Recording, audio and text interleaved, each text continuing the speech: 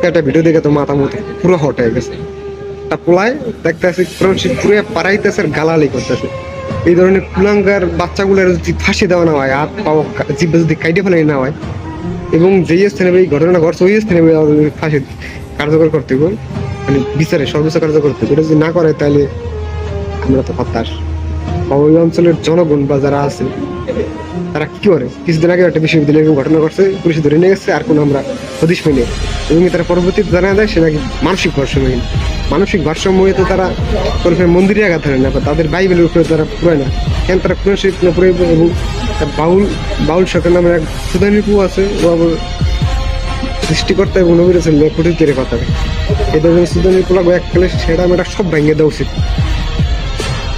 কোনো কথা নাই, কথাবার্তা ছাড়া তাদের ভিতরে অ্যাকশন, ডাইরেক্ট অ্যাকশন, কোনো কথাবার্তা ছাড়া, এখন কোনো ক্ষমা নাই। এই দেশের 98% মুসলিম জনগণ এটা মানিয়ে নিব না, কোনোভাবেই না।